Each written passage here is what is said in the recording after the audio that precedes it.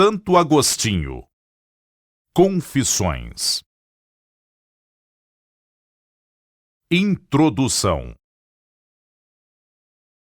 Escritas 10 anos após a sua conversão, as Confissões são ainda hoje modelo de narração autobiográfica. Escritura cerrada, densa, nutrida de citações meditadas das Escrituras e de reflexões filosóficas, são um grande espelho da alma inquieta e perturbada de Agostinho. Revelam uma vontade intensa de encontrar a verdade definitiva, absoluta, que satisfaça sua imensa sede de saber, de crer, de ser perdoado. Essa análise da vida interior, dos desejos, das paixões, é dos maiores dons e marca indelével do pensamento agostiniano. Livro único, as Confissões revelam os dotes, o impulso da vida, a sensibilidade aos problemas da existência humana. Concernem a vida humana como exemplo do que é para o ser humano a procura de Deus. O domínio apurado da língua, a força da retórica, a escritura talentosa, tumultuada, o poder do pensamento e a qualidade do estilo explicam o sucesso durável da obra. O título, Confissões, indica o propósito da obra. A palavra significa simultaneamente confissão dos erros, das falhas, dos pecados e louvor a Deus. O próprio Agostinho, nas Retrações 2, referindo-se a esta obra, revela: os 13 livros das minhas confissões louvam o Deus justo e bom por meus males e bens, e elevam até ele a mente e o coração dos homens. Senti esse efeito enquanto as escrevia, e torno a senti-lo cada vez que as leio.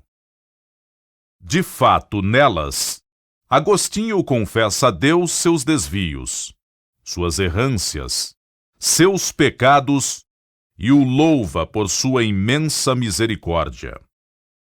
As Confissões estimulam o espírito e o coração do homem para Deus. Assim, é preciso atentar para a novidade da obra no início do século V. Se não é a primeira autobiografia, o tom é totalmente novo. Longe de propor uma visão idealizada de sua vida, Agostinho expõe suas fraquezas. Ele se interroga com ansiedade sobre suas motivações. Descobre-se obscuro a seus próprios olhos e julga-se, para si mesmo, uma terra de dificuldades.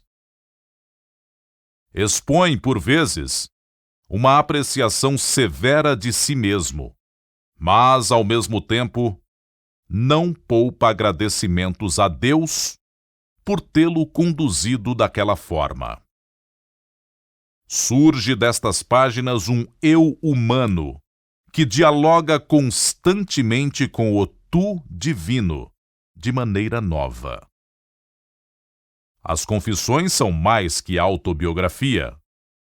A correspondência entre a inquietude mencionada já na introdução, fizeste-nos para ti, e inquieto está o nosso coração, enquanto não repousa em ti, e o repouso eterno que evoca a conclusão. Deus será o repouso e a paz. Clareiam o percurso de toda a existência humana em busca de Deus. Esta inquietude, entendida no sentido ontológico, como parece dever ser, caracteriza o estado do homem em marcha para o seu fim, isto é, para Deus, no qual e somente no qual pode encontrar o repouso, a plenitude do seu ser. O homem se revela como um ser de desejo, constituído pela orientação para Deus, quer esteja ou não consciente disso. Conhecimento de si e conhecimento de Deus se mostram indissociáveis. Nascido em Tagaste, aos 13 de novembro de 354, Aurélio Agostinho é filho de Patrício, africano romanizado, pequeno proprietário, decurião do município, pagão que só se batizará na hora da morte, e de Mônica, cristã perseverante. Tinha um irmão, Navílio, e uma irmã, Perpétua.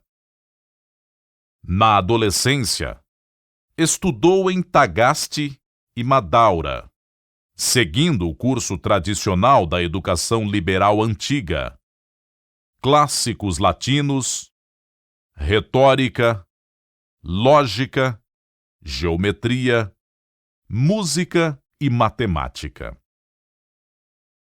Conforme confessa, bem cedo as paixões o assaltam. Com a ajuda de um rico concidadão romaniano, deixa Tagaste pelos fins de 370 e se fixa em Cartago. Ali, além dos estudos, frequenta os teatros, os prazeres. Dá início a um relacionamento amoroso com uma mulher cujo nome nunca foi revelado.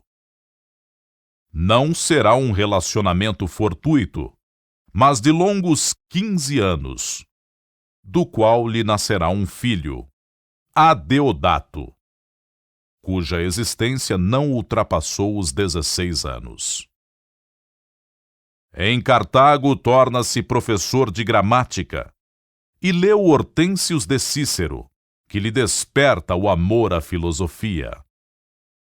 Em 373, adere à seita dos maniqueus, que lhe fornece, através de uma explicação puramente racional do mundo, uma justificação da existência do mal. Ao mesmo tempo, prossegue os estudos de retórica. Sua mãe continua no esforço por lhe dar uma educação cristã, mas sem sucesso. Em 383, conseguindo enganar a mãe, embarca para Roma em busca de melhores alunos, de lucro e prestígio. Em seguida, com a ajuda dos amigos maniqueus, inclusive do prefeito de Roma, Símaco, consegue a Cátedra Municipal de Retórica de Milão, onde residia o imperador. Vislumbrava uma carreira brilhante. Decepcionando-se cada vez mais com os maniqueus e suas doutrinas, começou a seguir as pregações do bispo Ambrósio e as orientações espirituais do presbítero Simpliciano. Descobre a existência do sentido espiritual, que se ocultava sob o sentido literal das Escrituras. A leitura dos platônicos, Porfírio e uma parte de Enéadas de Plotino o inicia na reflexão do espírito sobre si mesmo e o liberta da concepção materialista de Deus. Esse encontro com a metafísica platônica aclarou seu pensamento. Fugiram-lhe as dúvidas e o ceticismo. Descobre o eterno e imutável, a realidade imaterial transcendente. É capaz, então, de identificar o Verbo de Deus do Evangelho de João com a sabedoria do Hortêncio, e a inteligência plotiniana. Encontra aí o princípio de coerência de sua filosofia. Das epístolas de Paulo, entendeu que o homem está preso no pecado e que ninguém pode se livrar dele sem a graça de Deus, mediante Jesus Cristo. Em 386, concretiza-se sua conversão, aos 32 anos. Este acontecimento reorientará definitivamente toda a sua existência. Na vigília pascal de 387, recebe o batismo das mãos do bispo Ambrósio, juntamente com Alípio e o filho Adeodato. Resolve voltar para sua terra, a África, e viver aí como em perpétuo retiro. No trajeto em Hóstia, morre-lhe a mãe, Mônica. Por 3 anos, vive com alguns amigos como cenobita em Tagaste. Em 391, é ordenado sacerdote por pressão popular. E em 396, eleito bispo para a diocese de Hipona. Sua atividade pastoral e de escritor torna-se cada vez mais intensa. A fecundidade literária de Agostinho e a energia que nela se manifesta só se comparam às numerosas obras de Orígenes. O próprio Agostinho conta-nos em seu balanço literário ter composto, até 427, nada menos de 93 escritos, distribuídos em 232 livros, sem contar os numerosos sermões e as não menos numerosas cartas, por vezes bem extensas. Apenas 10 das obras citadas se perderam. Testemunha do fim de uma era, de uma civilização, de uma cultura, Agostinho viveu intensamente os grandes e decisivos momentos da história do Ocidente. Viu o cristianismo tornar-se a religião oficial do Império, por obra de Teodósio I, em 380. Em 410, viveu a dor do naufrágio da cidade de Roma nas mãos de Alarico.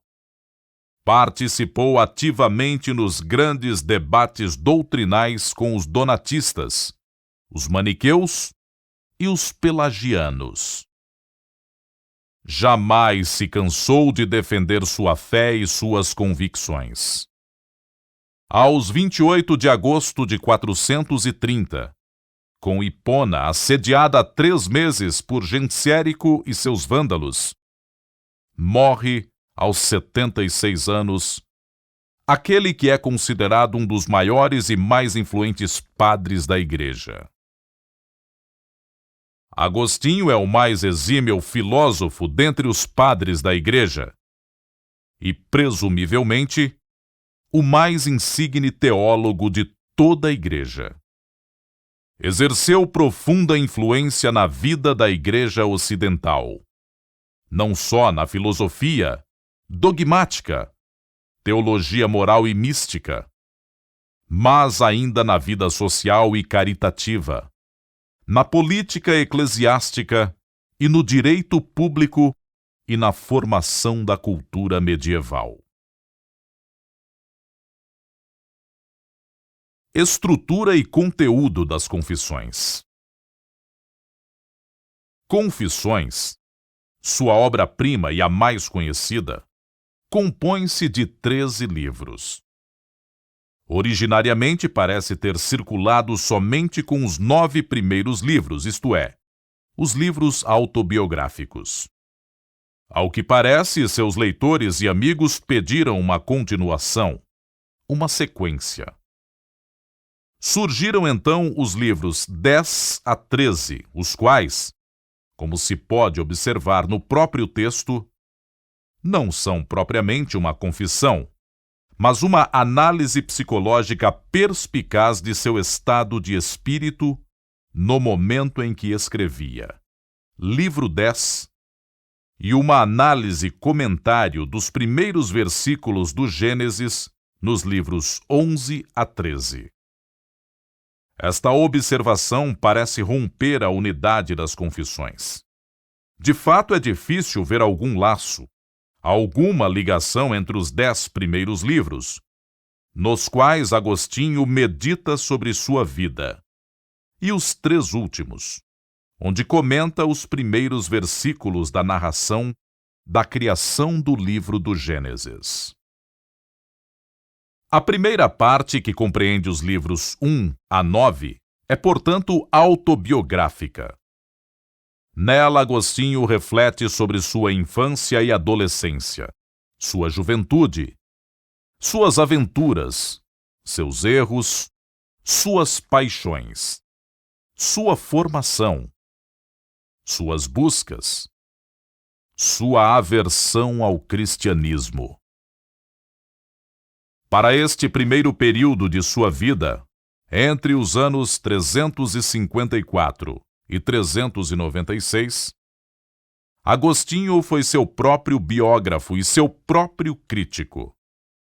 Aos 42 anos, confiante na misericórdia divina, debruça-se sobre seu passado sem piedade para consigo mesmo, reconhecendo em todas as curvas, tortuosidades e perigos de seu caminho a mão de Deus, que pacientemente o perseguia e o aguardava. Colhe-se aí um desejo profundo de compreender o mal e sua raiz no ato de uma vontade que se escolhe a si mesma contra Deus. Discorre sobre a ação da vontade má, que é capaz de escolher o mal pelo mal, revelando o alcance da liberdade humana. Se a iniciativa de Deus é sempre primeira, ela solicita por sua vez a resposta livre. Pela fé, o homem adere à verdade revelada e se conforma à vontade divina. Os livros 7 e 8, principalmente, narram aquele momento decisivo de sua conversão, como fruto de uma busca incansável de iluminação, de verdade, de segurança e de paz. De uma parte, a descoberta da transcendência divina e do caminho, isto é, de Jesus Cristo. E de outra parte, a libertação dos laços da paixão. A graça não está, pois, em oposição à liberdade. Ao contrário, é ela quem possibilita ao homem o exercício de seu livre-arbítrio. A atração divina o faz vencer o apego desordenado às criaturas. Renuncia ao matrimônio, à carreira de retórico, às honras, a todos os prazeres chamados mundanos ou carnais. Liberto, dedica-se inteiramente à investigação e à contemplação da verdade. A aversão a Deus pela qual o homem se afasta dele é sua perversão. Assim Agostinho o entendeu. O homem age como se pudesse se bastar a si por si mesmo. A aversão é a alienação progressiva. Projetando o seu desejo insaciável sobre as criaturas, o homem aprisiona sua liberdade no restrito mundo do criado. Perdido pelos apelos do mundo, torna-se incapaz de conhecer sua verdadeira natureza. O homem não tem como retornar a Deus se o próprio Deus não o iluminar. Mas a aversão que o desviou de Deus deve corresponder uma conversão que o faz retornar para seu Criador. Essa volta supõe necessariamente a ação da graça divina e a adesão da liberdade humana. A presença de Deus é, segundo Agostinho, descoberta de si num movimento de ultrapassagem de si. Deus está mais interior em mim que meu próprio íntimo, pois não se poderia procurar por Deus se Deus já não estivesse presente. A segunda parte, livros 11 a 13, se constitui de comentários aos primeiros versículos do Gênesis, considerações sobre o mundo e Deus, a criação, o tempo e a eternidade, tecendo contínuos louvores à grandeza e à liberalidade do Criador. No livro 13, Agostinho enfatiza a importância do Espírito Santo na criação. O Espírito é visto como o dom de Deus às criaturas prolongado na nova criação. Desse modo, o itinerário de retorno do homem para Deus toma plena significação na meditação expressa nos livros 11 a 13 sobre a criação. As obras da natureza clamam e proclamam o Criador. A alma que busca o conhecimento de Deus escuta esta voz implícita na criação. O mundo criado torna-se revelação, manifestação da bondade, da beleza, da sabedoria de Deus.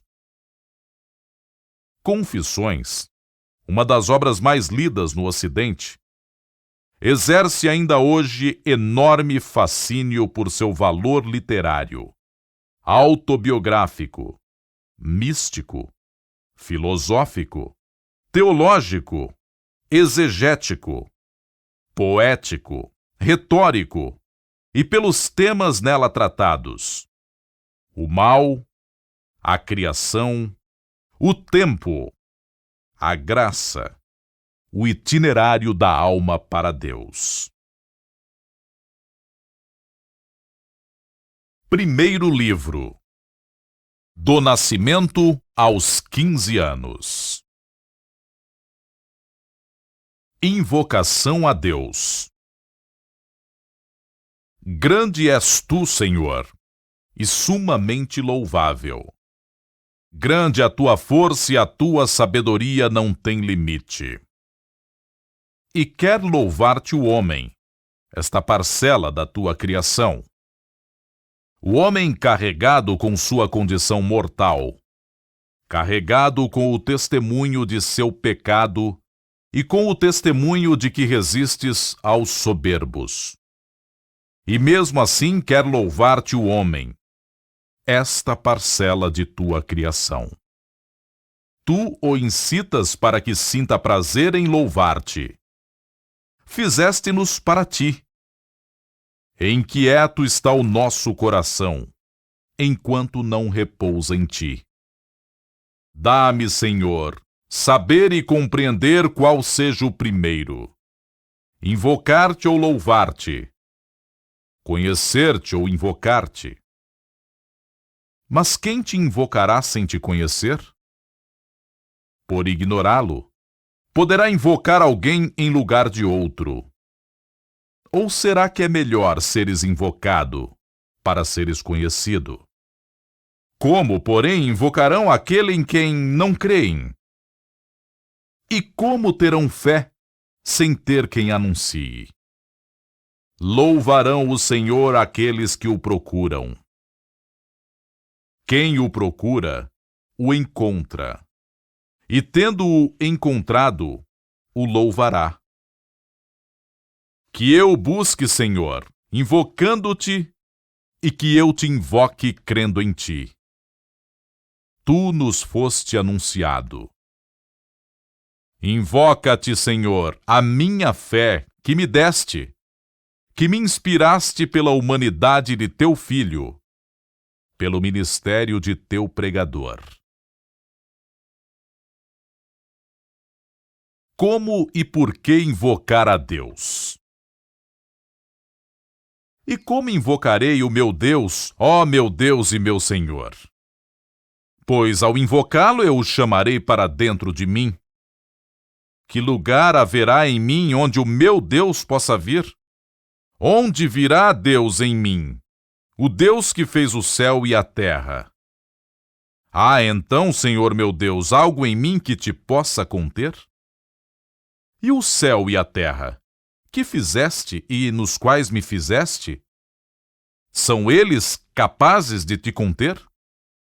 Ou então, visto que sem ti, nada existe daquilo que existe? Será que tudo o que existe te contém? Portanto, já que eu de fato existo, porque tenho de pedir tua vinda a mim que não existiria se não existisses em mim? Eu ainda não estive nas profundezas da terra, e no entanto, tu aí também estás. Pois mesmo que eu desça às profundezas da terra, aí estás. Pois eu não existiria, meu Deus, eu de forma alguma existiria se não estivesses em mim.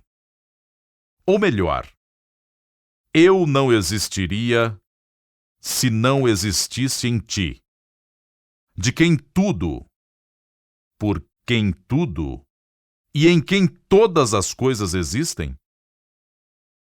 É assim, Senhor? É assim mesmo? Para onde te chamo, se já estou em ti? De onde virias para estares em mim? Para onde me afastaria, fora do céu e da terra, para que daí viesse a mim o meu Deus, que disse: o céu e a terra estão cheios da minha presença? Deus está em todas as coisas e nenhuma o contém. Portanto, cabes tu no céu e na terra, visto que os enches com a tua presença? Ou, enchendo-os, resta ainda alguma parte de ti por não te conterem? Por onde difundes o que resta de ti, depois de repletos o céu e a terra? Ou não tens necessidade de ser contido em alguma coisa, tu que tudo contens, visto que as coisas que enches, as ocupas contendo-as? Não são, pois, os vasos cheios de ti que te tornam estável, porque, ainda que se quebrem, não te derramas. E quando te derramas sobre nós, não és tu que te abaixas, mas nós que somos elevados a ti. Não te dispersas, mas nos recolhes a nós. Mas tu, que tudo enches, o fazes com todo o teu ser. E já que o universo inteiro não pode conter todo o teu ser, conterá somente uma parte? E todos os seres conterão a mesma parte, ou cada um conterá uma? Os seres maiores a parte maior? Os menores a menor? Mas há em ti partes maiores e partes menores? Ou estás inteiro em toda parte, e nada existe que te contenha inteiramente? Deus é inefável. O que és, portanto, meu Deus? O que és, pergunto eu, senão o Senhor, meu Deus? Quem é, pois, Senhor, senão o Senhor? Ou quem é Deus, senão o nosso Deus? Ó Altíssimo, infinitamente bom, poderosíssimo, antes todo-poderoso, misericordiosíssimo, justíssimo, ocultíssimo, presentíssimo, belíssimo e fortíssimo, estável e incompreensível, imutável que tudo muda, nunca novo e nunca antigo, tudo inovando, conduzindo à decrepitude os soberbos, sem que disto se apercebam.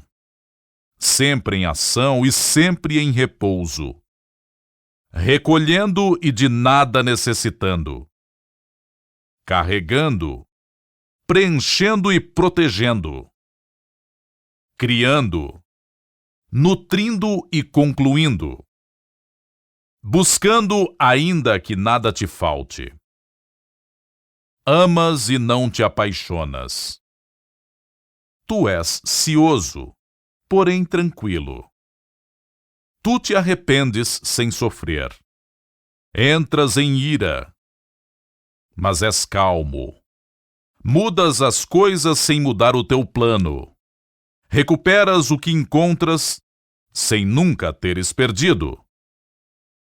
Nunca estás pobre, mas te alegras com os lucros. Não és avaro e exige os juros. Nós te damos em excesso para que sejas nosso devedor. Mas quem possui alguma coisa que não seja tua? Pagas as dívidas, sempre sem que devas a ninguém, e perdoas o que é devido, sem nada perderes. Mas que estamos dizendo, meu Deus, vida da minha vida, minha divina delícia? Que consegue dizer alguém quando fala de ti? Mas ai dos que não querem falar de ti, pois são mudos que falam. Desejo de Deus. Quem me fará descansar em ti? Quem fará com que venhas ao meu coração e o inebries a ponto de eu esquecer os meus males e me abraçar a ti, meu único bem? Quem és para mim? Tem misericórdia para que eu fale. Que sou eu aos teus olhos para que me ordenes amar-te, e se eu não o fizer, te indignares e me ameaçares com imensas desventuras? Como se o não te amar já fosse desgraça pequena. Dize-me por compaixão, Senhor meu Deus, o que és tu para mim. Dize a minha alma: eu sou a tua salvação. Dize de forma que eu te escute. Os ouvidos do meu coração estão diante de ti, Senhor. Abre-os e dize a minha alma: eu sou a tua salvação. Correrei atrás destas palavras e te segurarei. Não escondas de mim a tua face, que eu morra para contemplá-la e para não morrer. Minha alma é morada muito estreita para te receber. Será alargada por ti, Senhor. Está em ruínas. Restaura-a. Tem coisas que ofendem aos teus olhos. Eu o sei e confesso. Mas quem pode purificá-la? A quem, senão a ti, eu clamarei? Purifica-me, Senhor, dos pecados ocultos e perdoa a teu servo as culpas alheias. Creio e por isso falo, Senhor. Tu o sabes. Não te confessei contra mim as minhas faltas, meu Deus, e não perdoaste a maldade do meu coração? Não discuto contigo, que és a verdade, e não quero enganar a mim mesmo, para que a minha iniquidade não minta a si mesma. Não discuto contigo porque, se te lembrares de nossos pecados, Senhor, quem suportará teu olhar? Mistério da natureza humana e sua finitude. Deus é eterno. Deixa, no entanto, que eu fale diante de tua misericórdia. Eu que sou pó e cinza. Deixa-me falar, já que a tua misericórdia me dirijo, e não a um homem pronto a escarnecer de mim. Talvez também tu te rias de mim. Mas se olhares para mim, terás misericórdia. Que pretendo dizer, Senhor meu Deus, senão que não sei de onde vim para cá, para esta vida mortal, ou antes para esta morte vital? Não sei. Mas fui acolhido pelas consolações de tua misericórdia. Assim me disseram meus pais. De um me tiraste, e de outro me formaste no tempo. Eu de fato não me lembro. Acolheram-me então as doçuras do leite humano, mas não eram minha mãe, nem minhas amas que enchiam os seus seios. Eras tu, Senhor, que me davas por meio delas o alimento da infância, segundo o plano pelo qual dispuseste todas as riquezas, até o mais profundo das coisas. Fazias também com que eu não desejasse mais do que me davas, e as minhas amas, que não me quisessem dar, senão o que lhes concedias. Movidas por afeição desordenada, davam-me aquilo de que tinham em abundância. Graças a ti. O bem delas recebido era para elas igualmente um bem, do qual não eram elas a origem, mas intermediárias dele. Porque de ti, ó Deus, me vêm todos os bens, e do meu Deus toda a minha salvação. Percebi isso mais tarde, quando bradaste através desses mesmos dons que interior e exteriormente concedes. Mas então eu nada mais sabia, senão sugar o leite, aquietar-me com o que agradava aos meus sentidos, e chorar o que importunava a minha carne, e nada mais. Em seguida comecei também a rir, primeiro enquanto dormia, depois acordado. Destas minhas ações fui informado, e nelas acreditei pelo exemplo dado pelas outras crianças. Eu mesmo nada lembro daquele tempo. Pouco a pouco ia reconhecendo o lugar onde me encontrava, e queria manifestar meus desejos às pessoas que deviam satisfazê-los, mas não conseguia, porque eles estavam dentro de minha alma, e elas estavam fora, e através de nenhuma percepção teriam podido penetrar no âmago de minha alma. E assim eu me debatia e gritava, exprimindo uns poucos sinais proporcionais aos meus desejos, como eu podia e de maneira inadequada. Se não me obedeciam, ou porque não me entendiam, ou por medo de me fazerem mal, eu me indignava com essas pessoas grandes e insubmissas que, sendo livres, recusavam ser minhas escravas. Chorando, eu me vingava delas. Assim são as crianças, como depois pude observar. Inconscientemente elas me informaram daquilo que eu tinha sido, melhor do que os meus competentes educadores. Minha infância morreu há muito, e eu ainda vivo. Mas tu, Senhor, que estás sempre vivo, e em quem nada morre, pois és anterior ao começo dos séculos, e a tudo o que se possa dizer anterior. Tu és Deus e Senhor de tudo o que criaste. Em ti permanecem estáveis as causas de todas as coisas instáveis. Permanecem imutáveis os princípios de todas as coisas mutáveis. Permanecem eternas as razões de tudo o que é temporal e irracional.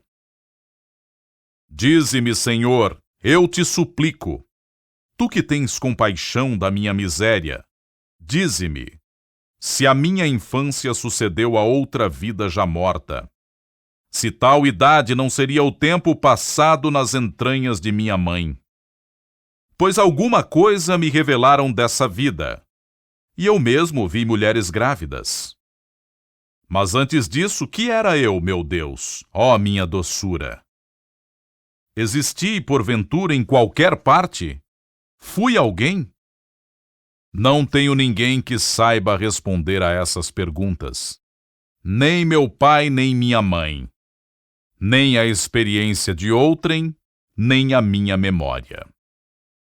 Sorris, talvez, de minhas perguntas. Tu que ordenas louvar-te e glorificar-te apenas pelas coisas que conheço. Eu te glorifico, Senhor do céu e da terra, louvando-te por meu nascimento e pela infância, da qual não me lembro. Concedeste ao homem a possibilidade de reconstruir o próprio passado, pelo que vê dos outros homens, e de acreditar em muitas ações também pelo testemunho de humildes mulheres. Eu já existia, era já vivo então, e no fim da minha infância já procurava maneira de manifestar aos outros os meus sentimentos. De onde poderia vir tal criatura senão de ti, Senhor? Alguém pode ser autor de sua própria criação? E de onde pode surgir em nós a fonte do ser e da vida, senão de ti, Senhor? Para quem existir e viver, não são realidades distintas, pois o supremo existir e o supremo viver é uma coisa só. És tu o ser supremo e não mudas. Em ti, o dia de hoje não passa. E, no entanto, passa por ti, pois todas as realidades deste mundo residem em ti. E não teriam meios para passar se tu não as contivesses. E porque teus anos não têm fim, os teus anos são o dia de hoje. Quanto dos dias nossos e dos nossos pais já passaram por este teu hoje, e dele receberam a medida e o modo de existir. E quantos ainda passarão, e receberão a medida e o modo de sua existência. Tu, porém, és o mesmo eternamente. E todas as coisas de amanhã e do futuro, de ontem e do passado, hoje as farás, hoje as fizeste. Que posso fazer se alguém não compreende? Que exulte dizendo: que mistério é este? Que exulte e prefira encontrar-te, não te compreendendo, a não te encontrar compreendendo.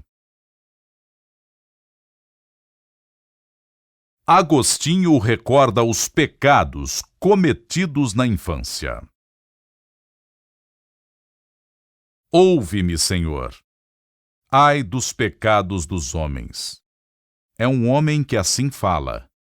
E dele te compadeces, porque és o seu Criador e não o autor do seu pecado. Quem me poderá lembrar os pecados cometidos na infância, já que ninguém há que diante de ti seja imune ao pecado?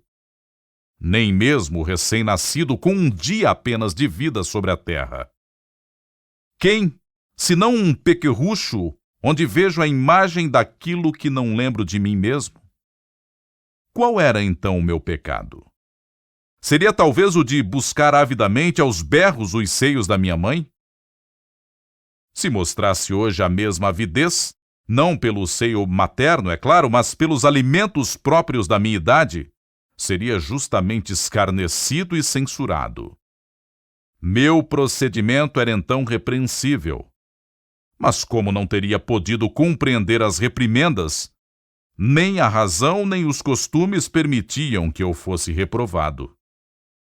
Com o crescer dos anos, extirpamos e atiramos fora tais defeitos. E nunca vi ninguém que, para cortar o mal, rejeitasse conscientemente o bem. Ou seria justo, mesmo tendo em conta a idade, exigir chorando o que seria prejudicial, indignar-se com violência contra homens adultos e de condição livre, e contra os pais e outras pessoas sensatas que não aceitavam satisfazer a certos desejos? Seria justo fazer todo o possível para prejudicá-los, porque eles não se prestavam a obedecer a ordens que seriam nocivas? Portanto, a inocência das crianças reside na fragilidade dos membros, não na alma. Vi e observei bem uma criança dominada pela inveja. Não falava ainda, mas olhava, pálida e incitada para seu irmão de leite. Quem já não observou esse fato? Dizem que as mães e amas têm não sei que remédio para eliminar tais defeitos. Sem dúvida, não é inocente a criança que, diante da fonte generosa e abundante de leite, não admite dividi-la com um irmão, embora muito necessitado desse alimento para sustentar a vida. No entanto, tais fatos são tolerados com indulgência, não por serem de pouca ou nenhuma importância, mas porque desaparecerão ao correr dos anos. Prova disso é que nos irritamos contra tal procedimento, quando o surpreendemos em pessoa de mais idade. E tu, Senhor meu Deus, que à criança deste a vida e um corpo, como se vê dotado de sentido, composto de membros, ornado de beleza, e lhe insuflaste os impulsos vitais para defender a sua própria integridade, ordenas que eu te louve por todas estas obras. Que te celebre e cante o teu nome, ó Altíssimo, porque és o Senhor onipotente e bom, ainda que somente essas coisas tivesses criado. Nenhum outro as pode fazer senão tu, ó Deus único, de quem promana toda a harmonia. Ó forma perfeita, que formas todas as coisas e que tudo ordenas de acordo com as tuas próprias leis. Por isso, Senhor, não me agrada considerar como parte integrante da minha vida terrena essa idade que não lembro ter vivido, a respeito da qual creio no que me dizem os outros e nas conjecturas, aliás muito bem fundadas, que formei ao observar as outras crianças. Esse tempo de memória envolto em trevas encontra paralelo na época em que vivi no seio materno. E se fui concebido na iniquidade, no pecado me alimentou a minha mãe no seu seio. Onde foi, eu te suplico, meu Deus, onde foi, meu Senhor? Eu, teu servo, onde e quando foi que estive inocente? Mas deixemos de lado esse tempo. Que tenho eu a ver com ele, se dele não conservo o menor vestígio? Como aprende a falar? Da infância, caminhando para o ponto onde estou, passei a meninice, ou melhor, ela chegou a mim em seguimento à infância. Esta não se afastou. Para onde poderia ir? No entanto, não mais existia. De fato, eu não era mais uma criança incapaz de falar, e sim um menino muito conversador. Disto eu me lembro. E compreendi mais tarde como aprendi a falar. Não eram os adultos que me ensinavam as palavras segundo um método preciso, como fizeram mais tarde para me ensinarem as letras. Era eu por mim mesmo, graças à inteligência que tu, Senhor, me deste, era eu que procurava, através de gemidos, gritos diversos e gestos vários, manifestar os sentimentos do coração, para que fizessem minhas vontades. Eu só o que não conseguia era fazer-me entender de todo e por todos. Procurava guardar na memória os nomes que ouvia darem às coisas. E vendo que as pessoas, conforme esta ou aquela palavra, se dirigiam para este ou aquele objeto, eu observava e lembrava que a esse objeto correspondia o som que produzia quando queriam mostrar esse objeto. Então eu compreendia o que os outros queriam pelos movimentos do corpo, linguagem, por assim dizer, natural, comum a todos os povos, e que se manifesta pela expressão do rosto, pelos movimentos dos olhos, pelos gestos dos demais membros, e pela entonação da voz. Indicadores dos estados de espírito, quando alguém pede determinada coisa ou quer possuí-la, quando a rejeita ou quer evitá-la. Desse modo, a força de ouvir as mesmas palavras, pelo lugar que ocupavam nas frases, pouco a pouco eu chegava a compreender de que coisas elas eram os sinais. E ia acostumando a boca a pronunciá-las. Servia-me delas para exprimir meus desejos. E assim comecei a comunicar, aos que me cercavam, os sinais que exprimiam os meus desejos. E desse modo entrei mais profundamente na tormentosa sociedade dos homens, sob a autoridade de meus pais e dos mais velhos. Falta de interesse pelo estudo, castigo e zombaria dos educadores.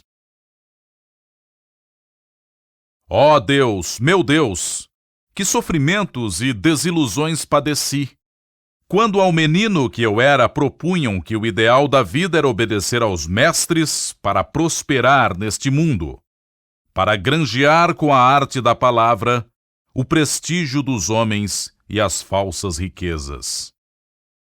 Fui enviado à escola para aprender as primeiras letras. Para minha infelicidade, não entendia a utilidade desse trabalho, mas, se me mostrava preguiçoso, era castigado à vara. Era um sistema recomendado pelos adultos e muitas crianças antes de nós, que tiveram essa experiência, haviam aberto o doloroso caminho que agora éramos obrigados a percorrer, multiplicando os trabalhos e dores dos filhos de Adão. Por outro lado, Senhor, encontramos também homens de oração, e deles aprendemos, à medida que nos era possível, a compreender que existe um ser grande, capaz de nos ouvir e socorrer, embora imperceptível aos nossos sentidos. Assim, ainda menino comecei a dirigir-me a Ti, como a meu rochedo e meu refúgio. Rompiam-se em mim os nós da língua.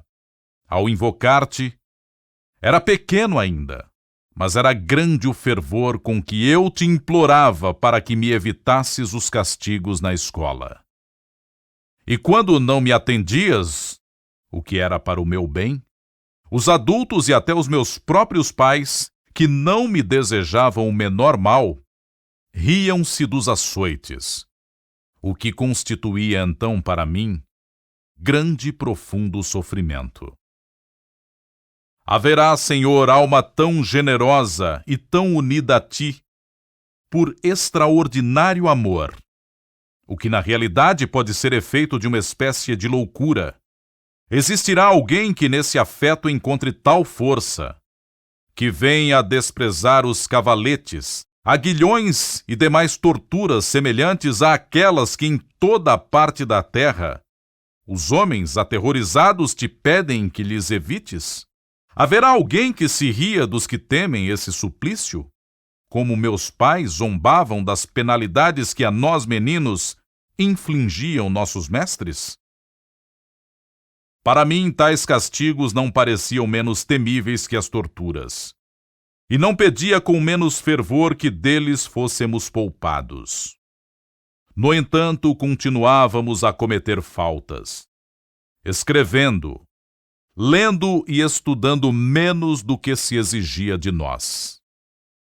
Não que nos faltasse memória ou inteligência, pois nos dotaste, Senhor, com o suficiente para a nossa idade. O fato é que gostávamos de nos divertir. E o mesmo faziam, é verdade, aqueles que nos castigavam. Mas as distrações dos adultos chamam-se negócios, enquanto as dos meninos, embora da mesma natureza, são punidas pelos adultos, sem que ninguém se compadeça da criança nem do homem, nem de ambos. Poderia um juiz reto aprovar os castigos que me davam, porque eu, em pequeno, jogava bola, e o jogo era obstáculo ao rápido aproveitamento nos estudos, que mais tarde serviriam para folguedos bem menos inocentes? Agia porventura de modo diferente àquele que me batia?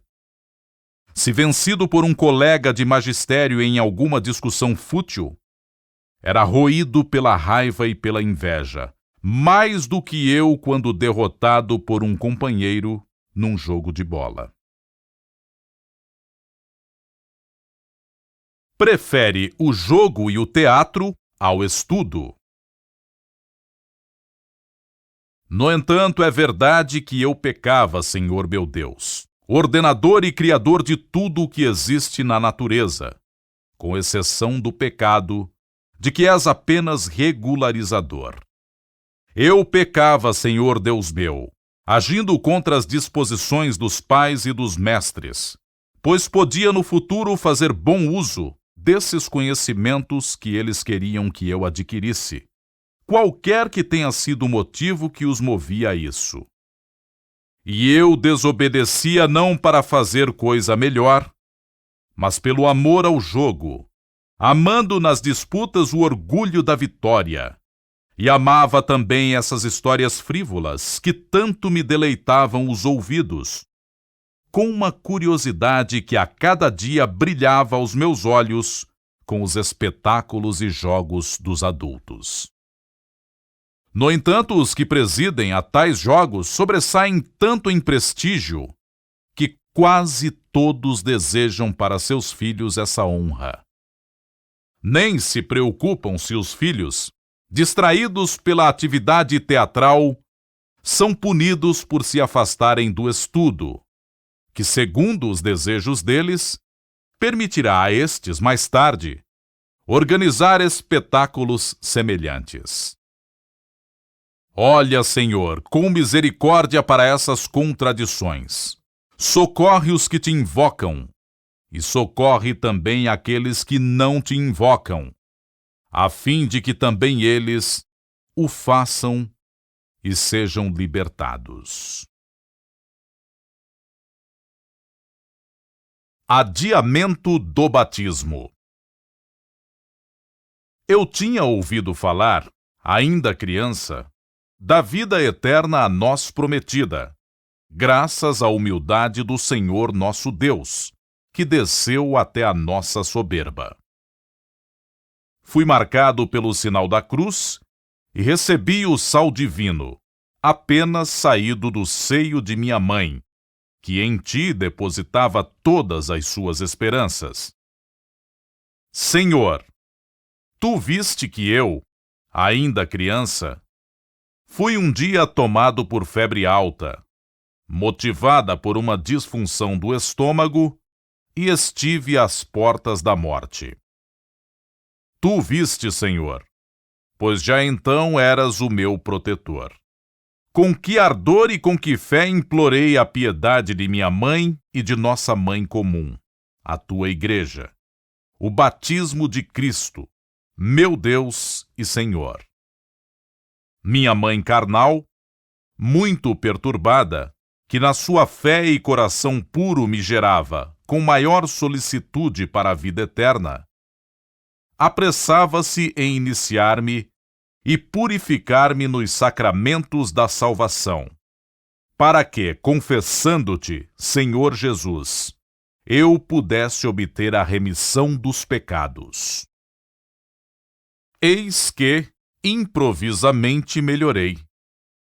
Essa purificação foi então adiada, como se fosse inevitável que, vivendo, devesse continuar a corromper-me, sem dúvida porque se pensava que a responsabilidade pelas faltas cometidas depois do batismo é ainda mais grave e perigosa. Nessa época eu já tinha fé, como minha mãe e toda a minha família, com exceção apenas de meu pai. Seu exemplo, porém, não predominou em mim contra os direitos da piedade materna, e não me induziu a não crer em Cristo, no qual ele ainda não acreditava. Minha mãe desejava ardentemente que fosses meu pai. Tu, meu Deus, mais do que ele. E tu, nesse ponto, a ela ajudavas para prevalecer sobre o marido, ao qual se dedicava, embora mais virtuosa que ele, pois, obedecendo a ele, era às tuas ordens que ela obedecia. Rogo-te, meu Deus, que me mostres, se nisso consentes, por qual desígnio foi adiado o meu batismo. As rédeas do pecado me foram soltas, por assim dizer, para o meu bem, ou não? Por esse motivo é que ainda hoje ouvimos dizer deste ou daquele: deixe que ele faça o que quiser. Ainda não foi batizado. Mas em relação à saúde do corpo não dizemos: deixe que se fira mais, pois ainda não foi curado. Quanto teria sido preferível para mim ser logo curado e esforçar-me, eu e os meus, para conservar intacta a saúde da minha alma, sob a proteção que me terias dado. Sem dúvida teria sido melhor. Minha mãe, porém, já previra quantas e quão grandes ondas de tentações ameaçariam minha juventude, e preferiu expor a elas o barro do meu ser, que poderia tomar um dia a forma do homem novo, mas não expor a minha imagem já feita. Deus tira o bem até do mal. No entanto, nesse período da meninice, que a meu respeito suscitava menores apreensões do que o da adolescência, eu não gostava do estudo e detestava ser obrigado a ele. No entanto, eu era a isso obrigado e para o meu bem. Mas eu não agia bem, pois só estudava quando coagido. Contra a vontade, ninguém procede bem, ainda que a ação em si mesma seja boa. Os que me obrigavam também não agiam corretamente. Somente de ti vinha o bem, meu Deus. Realmente, eles não viam outra finalidade no estudo a que me obrigavam, senão saciar os insaciáveis desejos de uma miséria opulenta e de uma glória ignominiosa.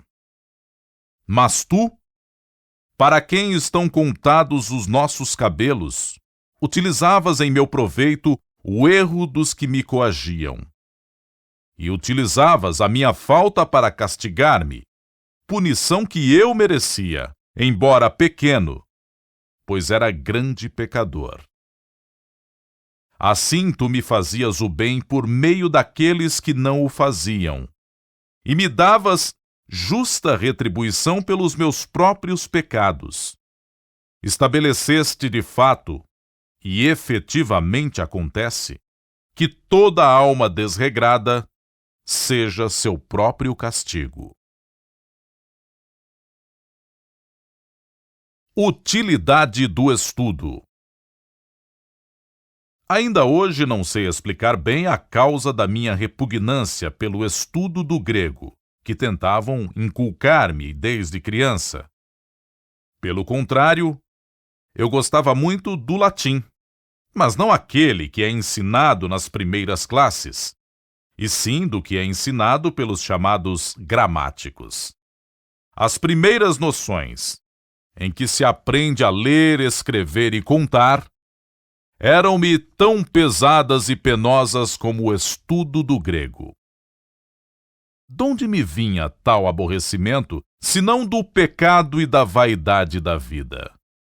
Porque eu era carne e sopro que se esvai e não volta. Na realidade, aqueles primeiros estudos que me permitiam e permitem não só ler qualquer escrito que encontro, mas também escrever o que me apraz, eram mais úteis e mais práticos do que aqueles em que eu, esquecido dos meus próprios erros, era obrigado a gravar na memória as andanças de certo Enéas e a chorar Dido, que se suicidara por amor. Enquanto isso, na minha extrema miséria, sem derramar nenhuma lágrima sequer, me deixava morrer em meio a essas coisas longe de ti, meu Deus, e minha vida. Na verdade, não há nada mais miserável que um infeliz que chora a morte de Dido, causada pelo amor de Enéas, sem se compadecer de si mesmo, nem chorar a própria morte por falta de amor para contigo, ó meu Deus, luz do meu coração, pão da boca interior do meu espírito, poder fecundante da minha inteligência e do meu pensamento. Eu não te amava, prevaricava longe de ti, e enquanto prevaricava, de toda parte ressoavam aplausos. Muito bem! Coragem! A amizade a este mundo é de fato adultério, prevaricação e infidelidade a ti. E as palavras muito bem, coragem, são proferidas para que o homem se envergonhe, se não for como os outros. Eu não chorava estas faltas, mas pranteava Dido morta, depois de ter procurado com a espada a pior decisão enquanto eu me apegava aos piores objetos da tua criação, abandonando-te. Eu era a terra que tendia para a terra. Se me proibiam a leitura de tais episódios, afligia-me por não poder ler o que me afligia. Ó loucura, eu considerava tais estudos mais honrosos e úteis do que aqueles em que aprendi a ler e a escrever. Agora, porém, meu Deus, que a tua verdade clame na minha alma e me diga: não é assim. Não é assim. São mais importantes aqueles primeiros estudos. Mais depressa eu esqueceria hoje as aventuras de Enéas e outras narrativas desse gênero do que escrever e ler. Cortinas pendem na porta das escolas de gramática. Elas servem mais para encobrir os erros que aí se cometem do que para honrar os seus segredos. Não gritem contra mim aqueles que eu já não temo, enquanto te revelo as aspirações de minha alma, meu Deus, e encontro paz em condenar meus perversos caminhos para amar a retidão dos teus. Não se ergam contra mim esses vendedores e compradores de gramáticas, porque se eu os interrogar se é verdade que Enéas veio a Cartago, como diz o poeta, os nécios responderão que não sabem, e os instruídos negarão a autenticidade do fato. Mas se eu lhes perguntar com que letras se escreve o nome de Enéas, todos os que estudaram darão a resposta exata, segundo as normas e convenções com que os homens fixaram entre si os sinais do alfabeto. De igual modo, se eu perguntasse o que é mais prejudicial na vida, esquecer a leitura e a escrita, ou todas aquelas ficções poéticas, todos sabem qual seria a resposta de quem não houvesse perdido completamente o juízo. Portanto, eu pecava quando criança, ao antepor todos aqueles conhecimentos vãos dos poetas a estes mais úteis, ou antes, quando simplesmente detestava a estes e amava a aqueles. 1 mais 1, 2. 2 mais 2, 4. E era para mim uma cantilena odiosa, enquanto me encantava o vão espetáculo de um cavalo de madeira cheio de guerreiros, o incêndio de Troia e até a sombra de Creusa. Dificuldade no estudo do grego. Por que detestava eu as letras gregas, onde se cantam os mesmos temas? Homero tece habilmente fábulas semelhantes, doce na sua frivolidade. No entanto, era amargo para mim, ainda menino. Creio que acontece com os jovens gregos obrigados a aprender Virgílio, o mesmo que se passava comigo em relação a Homero. Era, sim, a dificuldade de aprender uma língua estrangeira que borrifava de fel toda a suavidade das fantasiosas narrações gregas. Eu não conhecia palavra alguma dessa língua, e para me fazerem aprendê-la, me forçavam violentamente com terríveis ameaças e castigos. Outrora, quando menino, nem mesmo do latim eu conhecia alguma coisa. No entanto, eu aprendi com um pouco de atenção, sem temores nem castigos, em meio aos carinhos, sorrisos e brincadeiras de minhas amas. Aprendi sem a pressão dos castigos e ameaças, impelido pela necessidade que sentia no coração de exprimir meus pensamentos, o que não teria sido possível sem aprender algumas palavras provindas daqueles que falavam e não dos que ensinavam. Nos ouvidos deles eu depositava meus próprios sentimentos. Por aí se conclui com bastante clareza que para aprender é mais eficaz a livre curiosidade do que um constrangimento ameaçador. A este, no entanto, cabe a tarefa de refrear aquela, segundo as tuas leis, ó Deus.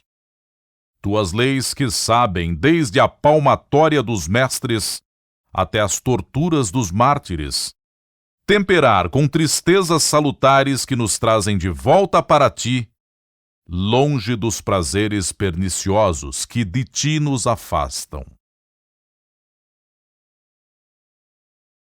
Oferecimento de tudo a Deus.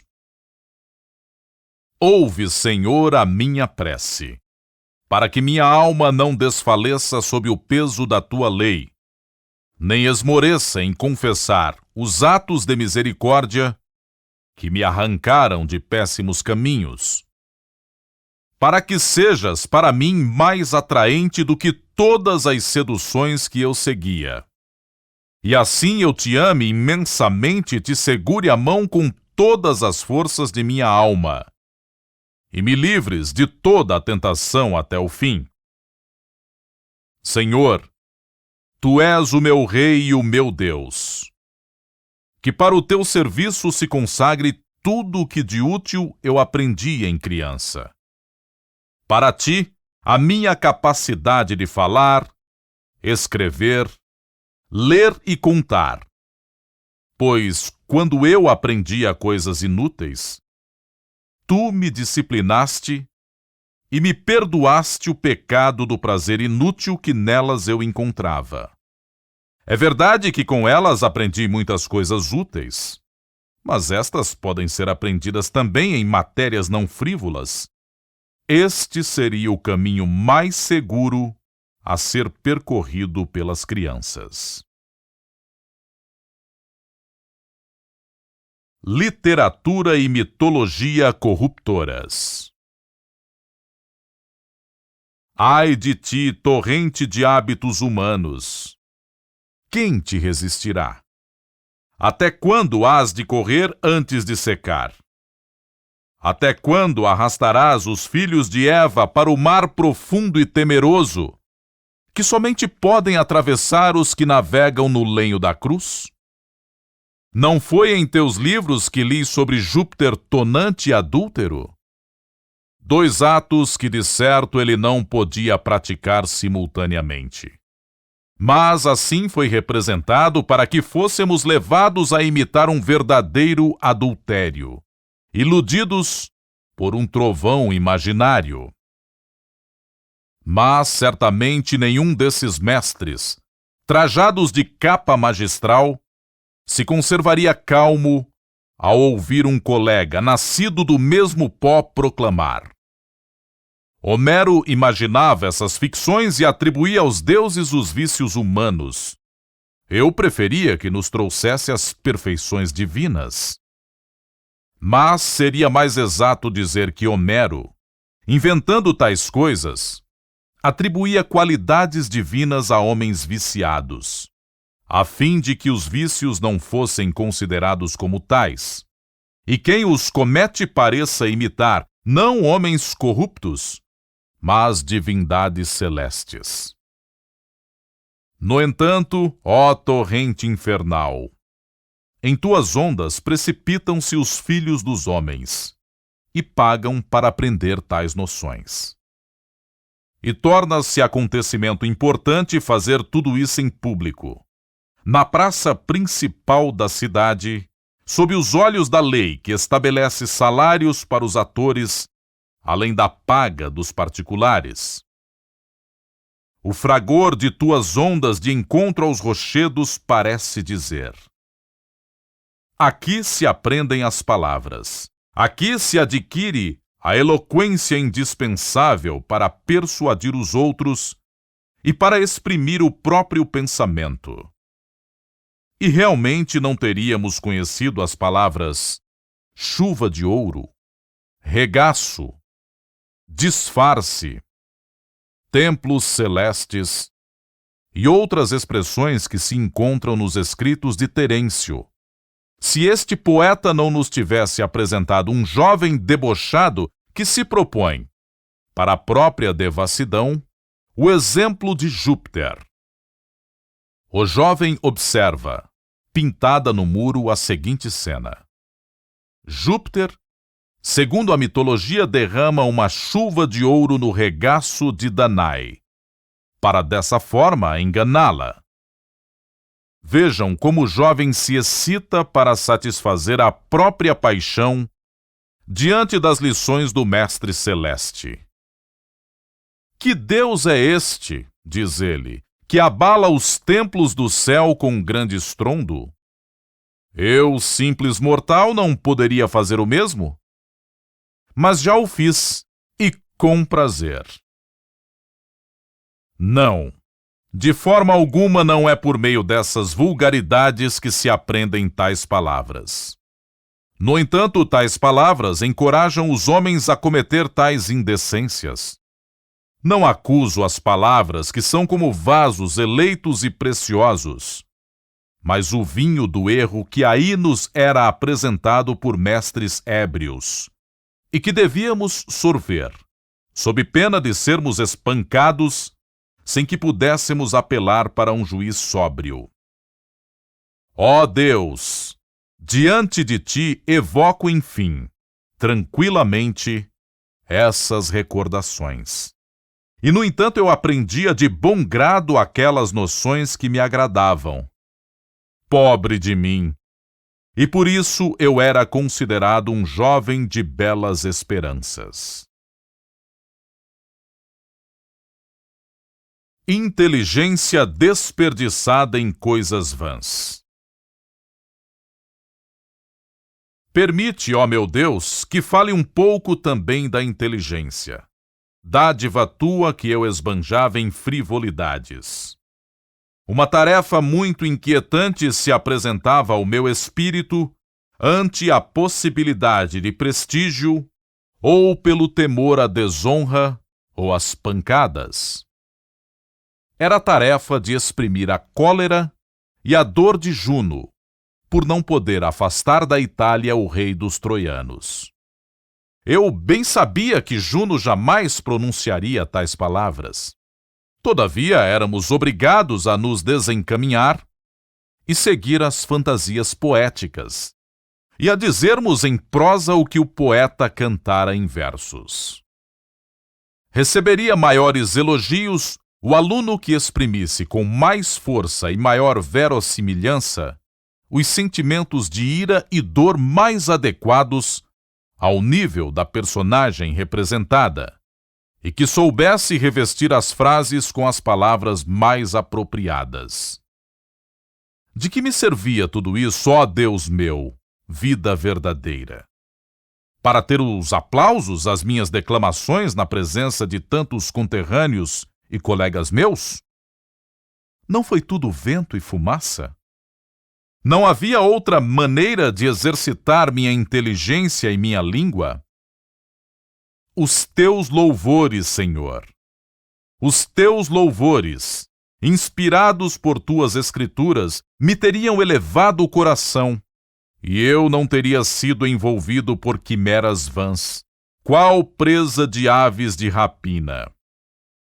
Há realmente muitos modos de oferecer sacrifícios aos anjos rebeldes. Um erro de gramática é mais grave que uma falta contra o homem?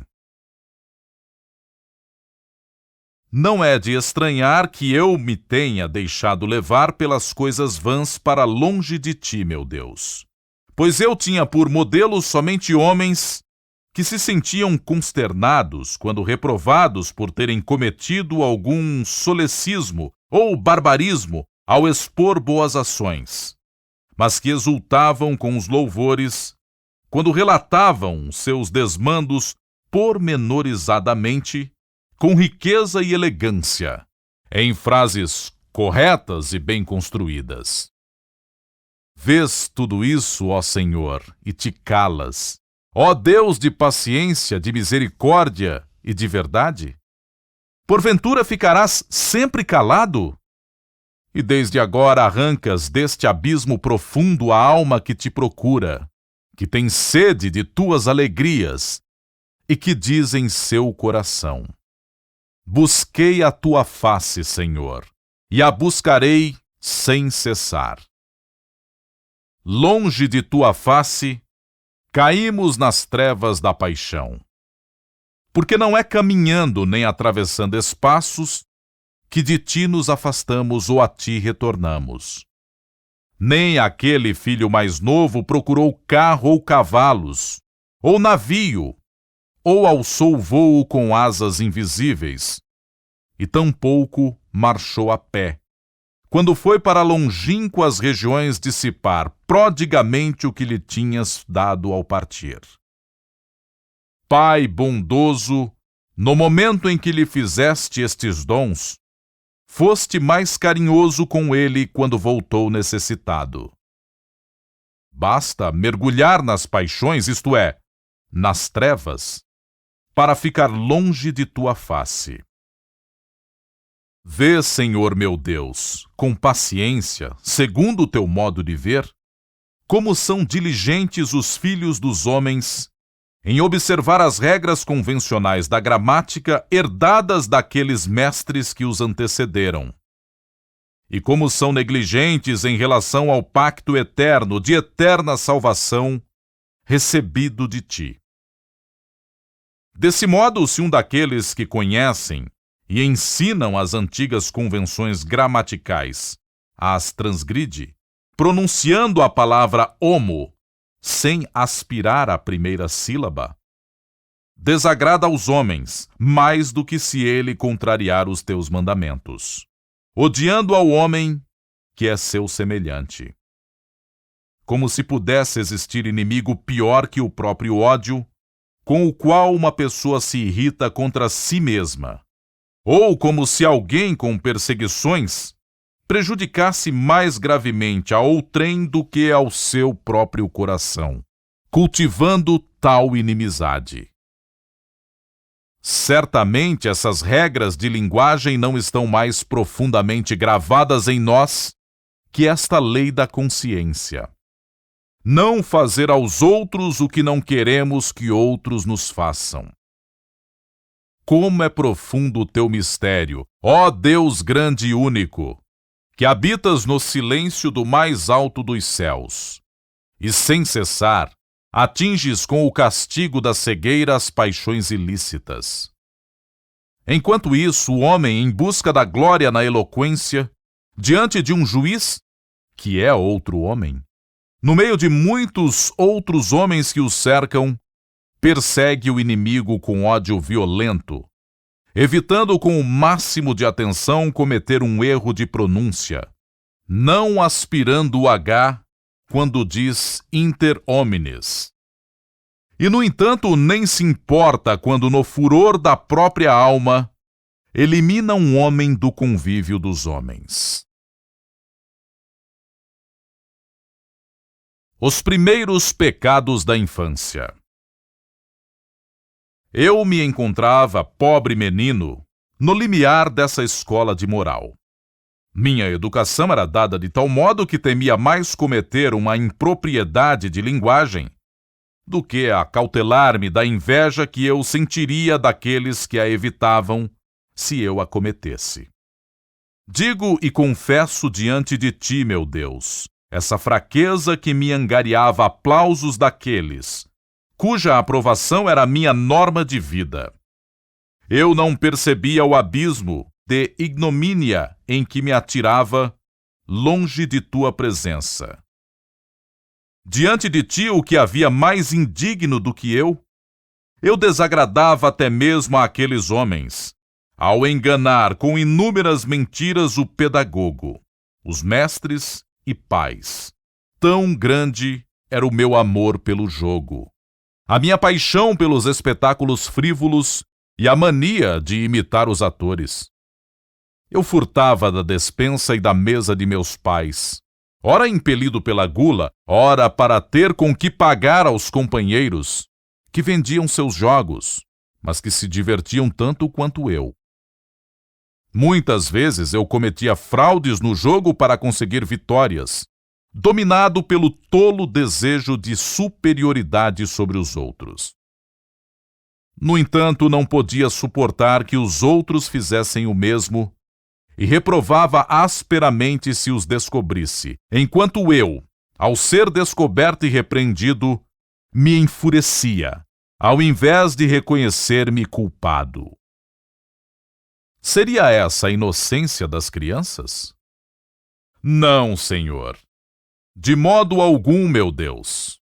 O que fazem agora enganando mestres e tutores, furtando nozes, bolas e pássaros, o mesmo hão de fazer na idade madura, com os governadores e reis, com as riquezas, com as propriedades, com os escravos. É o que acontece com o castigo da palmatória, ao qual seguem suplícios mais graves. Portanto, ó nosso Rei, no pequeno tamanho das crianças louvaste o símbolo da humildade quando disseste: delas é o reino dos céus. Tudo é dom de Deus.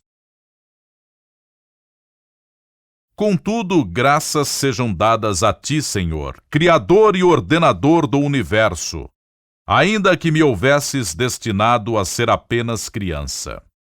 Pois já então eu existia, vivia, usava dos sentidos, cuidava da minha conservação, imagem da tua unidade misteriosa, fonte do meu ser. Já então vigiava com o sentido interior, para a preservação de todos os meus sentidos. E até nas reflexões modestas sobre pequenas coisas, eu me alegrava ao encontrar a verdade. Eu não aceitava ser enganado.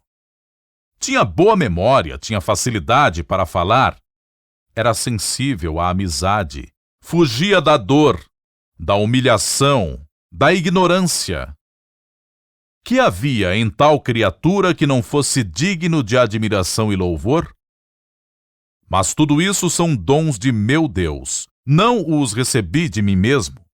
São coisas boas, e o conjunto deles constitui o meu eu.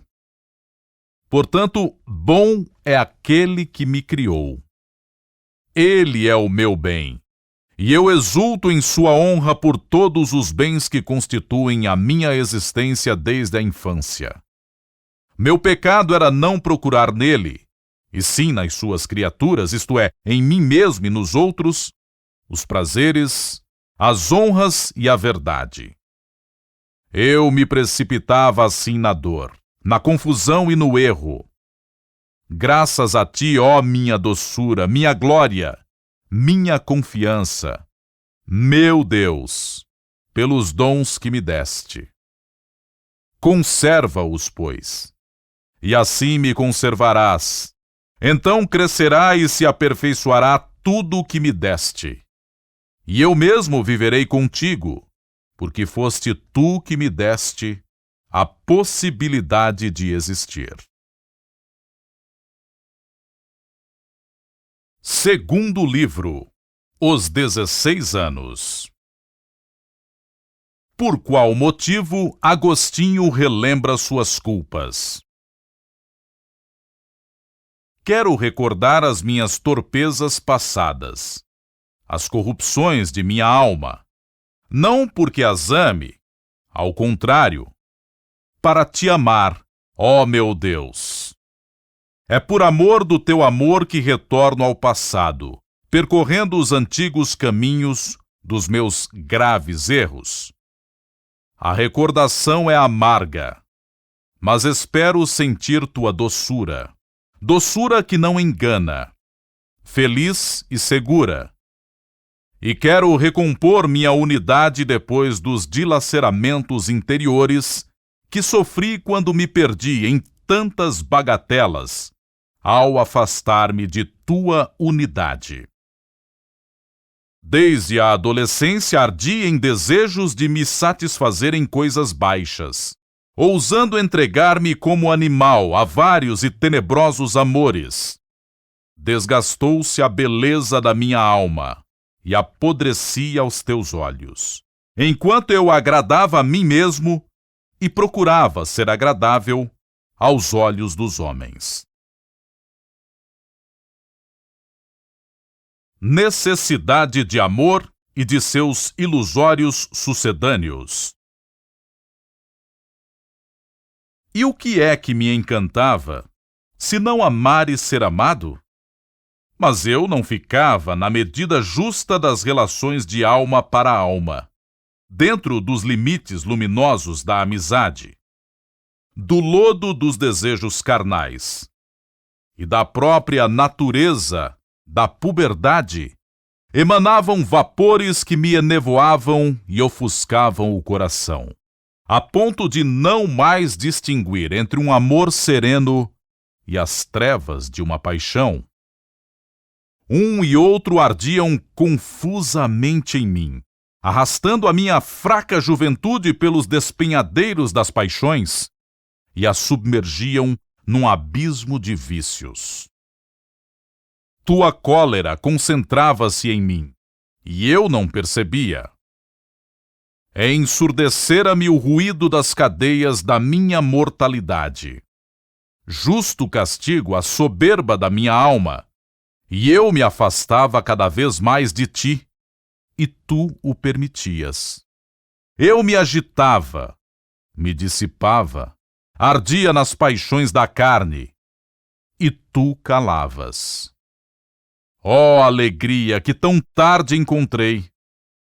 Tu calavas e eu de ti me afastava, multiplicando as sementes estéreis do sofrimento em degradação insolente e inquieto esgotamento. Quem teria podido suavizar-me a tribulação, ensinando-me a usar bem da formosura passageira das coisas novas? Quem me fixaria um objetivo aos prazeres que delas eu tirava, de tal maneira que, se os ardores da idade não me pudessem deixar tranquilo, fossem encaminhados ao matrimônio, encontrando o fim natural na geração de filhos, como prescreve tua lei, Senhor?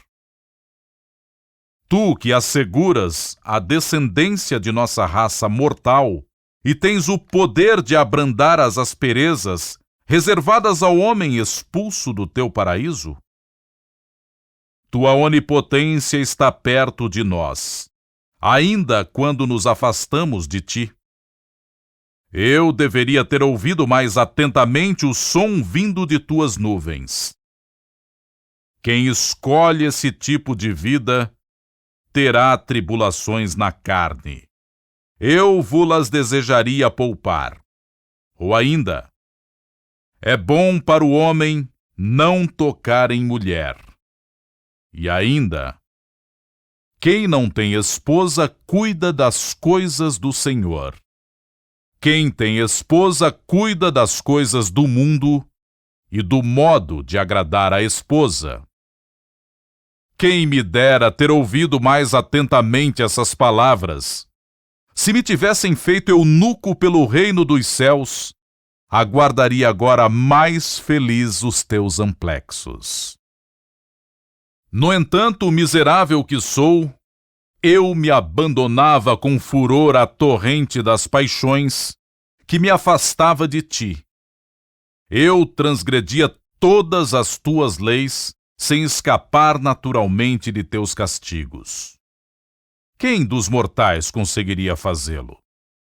Sempre estavas presente em tua severa misericórdia, entremeando de amargos desgostos os meus prazeres ilícitos, a fim de que eu aprendesse a procurar a alegria sem ofender-te. Se eu tivesse encontrado, só teria encontrado a ti, Senhor, que nos dás a dor como preceito, que feres para curar, e nos tiras a vida para não morrermos longe de ti.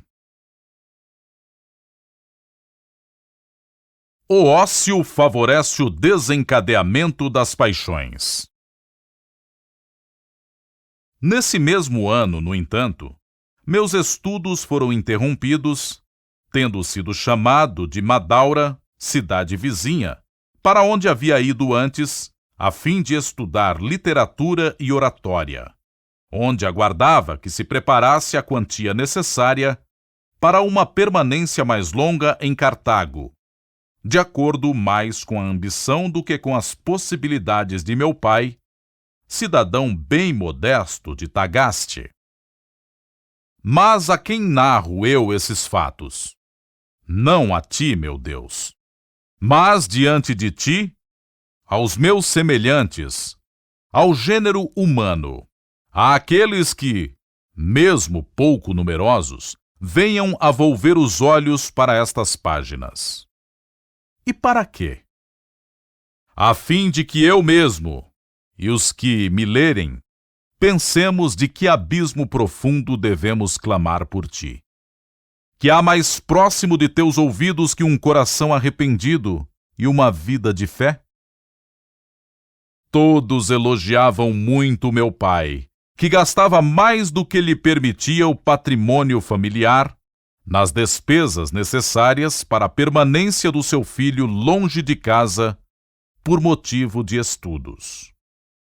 Muitos outros cidadãos, bem mais ricos que ele, não se interessavam do mesmo modo pelos filhos. No entanto, meu pai não se preocupava em saber se eu crescia aos teus olhos, meu Deus, e se vivia castamente, desde que fosse eloquente, mas eu era vazio em relação à tua cultura, ó meu Deus, único e verdadeiro Senhor do teu campo, que é o meu coração. Mas, quando aos 16 anos, as necessidades domésticas me forçaram a interromper os estudos por algum tempo, e eu, livre de qualquer escola, passei a viver com meus pais, os espinhos das paixões me subiram à cabeça, sem que houvesse mão para os arrancar. Pelo contrário, meu pai um dia me viu no banho e percebeu em mim os sinais da puberdade e adolescência inquieta. Antegozando desde logo a alegria dos netos que eu lhe daria, relatou-o com alegria minha mãe. Essa alegria nasce da embriaguez em que este mundo miserável esquece o Criador, para, em teu lugar, Senhor, amar tuas criaturas. Embriaguez devida ao vinho invisível de uma vontade pervertida, que se inclina para o que é baixo. Mas no coração de minha mãe, já havias começado a edificar o teu templo, a lançar os fundamentos de tua santa habitação. Meu pai, no entanto, era apenas catecúmeno de há pouco tempo.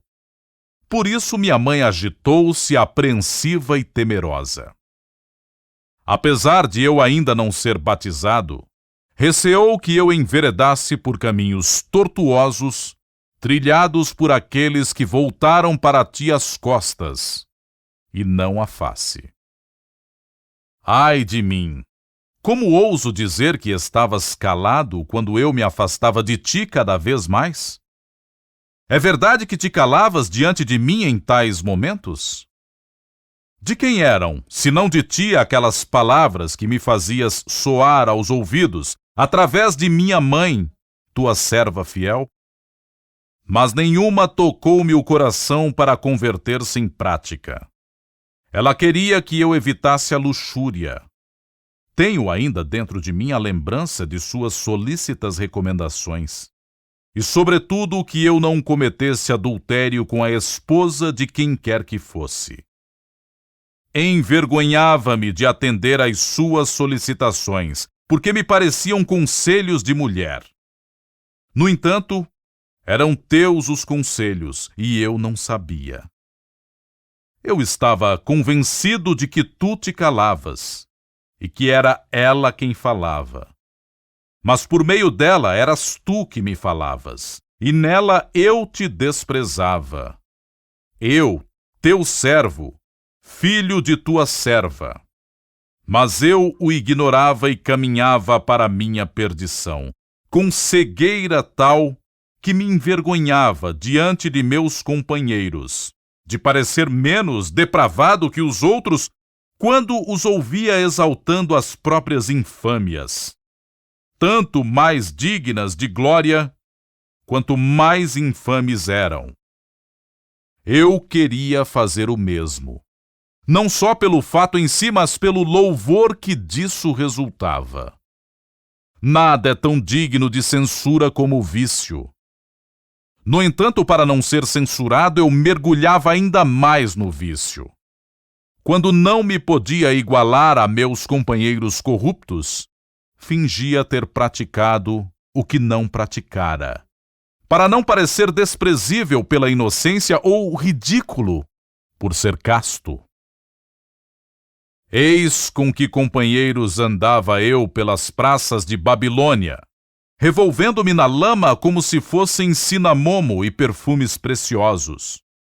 E para afundar-me ainda mais, o inimigo invisível me pisoteava e seduzia, porque era eu fácil de seduzir.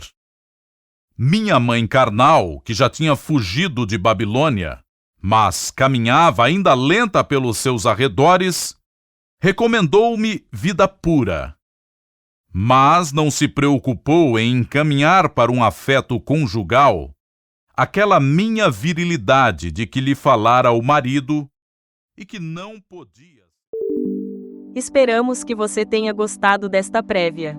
Para continuar ouvindo este audiolivro no Google Play Livros, use o link na descrição do vídeo.